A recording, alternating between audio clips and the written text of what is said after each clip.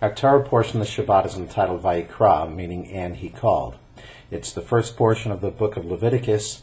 Leviticus itself, according to Jewish tradition, bears this same name, Vayikra. "And he called" refers to God calling to Moses to instruct the people regarding the offering of the 5 major sacrifices. Remember that in previous Torah portions in the book of Exodus, we read how the Mishkan, the tabernacle, was built.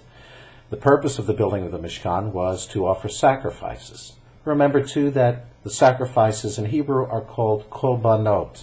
Korban ultimately means to draw near, so our biblical ancestors believed that by the offering of these sacrifices, they were drawing near to God, and God was drawing near to them. The portion describes the 5 major sacrifices offered in the Mishkan. We know with historical certainty that they were offered in the temple. They were the olah, the burnt offering. It was an animal, and it would be offered in the morning every day. The second was the mincha, the meal offering, an offering of flour. That was offered every day in the afternoon. The third offering, the zebach shlamim, the peace or thanksgiving or goodwill offering, that would be offered in the circumstances that some positive thing in life had befallen a person, and to express gratitude, the person then brings this sacrifice to the priest. The fourth sacrifice, the chatat, the sin offering. And finally, the fifth sacrifice, the asham, the guilt offering. I also want to note that I don't doubt that the word in English asham comes from this Hebrew offering, asham. You and I read these sacrifices, and they likely strike our modern sensibilities as anachronistic, if not outright primitive. But there surely is much to be learned from the 5 major sacrifices for our lives too.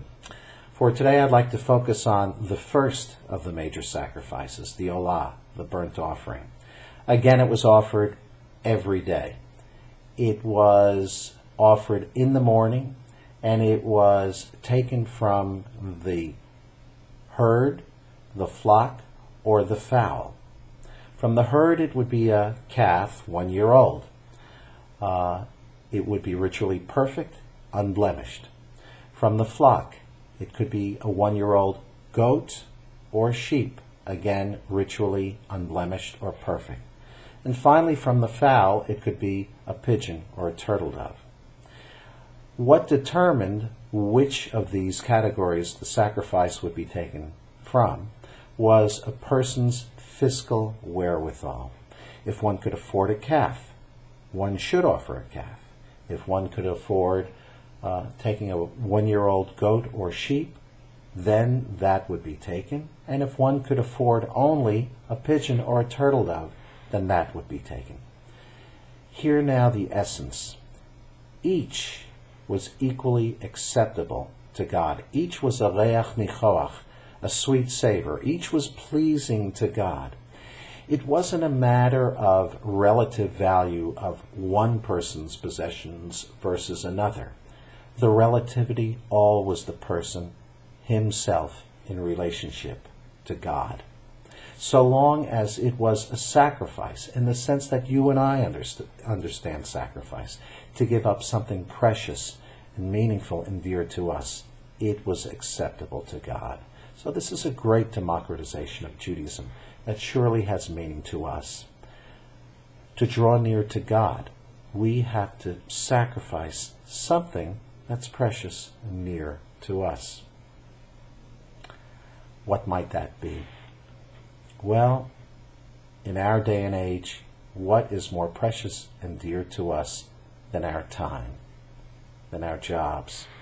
But what Judaism asks of us, what the Torah portion teaches us, is that if we sacrifice just a little bit of our time each day to keep a mitzvah, we can draw near to God. Moreover, the regularity of the olah teaches us that we can draw near to God with ritual regularity. The olah was offered every morning, weekday mornings, Shabbat mornings, festival mornings, Yom Tov mornings. It was offered every morning. We might begin each of our day with ritual regularity too. The simplest of all mitzvahs to keep, no doubt, is the mitzvah to recite the Shema twice a day, in the morning and in the evening. Shema Yisrael Adonai Eloheinu Adonai Echad. 5 seconds. Better still, to begin each day with the Shacharit service. It might take you 15 to 20 minutes at most to draw near to God by praying the Shacharit service. And then throughout the day, what's required of us to draw near to God is to take a little bit of our time, to take a little bit of our ego, if you will, and sacrifice it to God. Herein lie all the measures whereby God is drawn near to us and we draw near to God. Another final aspect of the Olah and all the sacrifices altogether. As I said, we look at them as being perhaps even primitive, something from the distant past. But look at the sacrifices from the perspective of our biblical ancestors. The purpose of the sacrifices was to prepare them for the future, to lead them into the future. They anticipated that when they would depart from Mount Sinai, they would face rigors and challenges in the journey lying ahead to the Promised Land. Surely the future is fraught with uncertainty for all of us, if you will, especially today. But we can draw near to God in facing the future.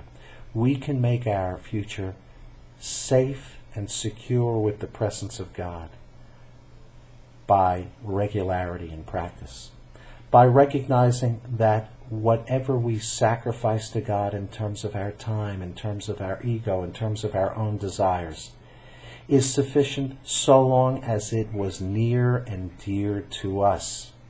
It doesn't make a difference if it's not near and dear to anyone else, but near and dear to us. That is sweet savor to God each time we keep a mitzvah. All of us have different opportunities to keep different mitzvot. When each opportunity arises, God is asking us to sacrifice, to make a better world, and by making a better world, by making a better and beautiful future, as God has promised us. Come study Torah with us at Temple Emmanuel.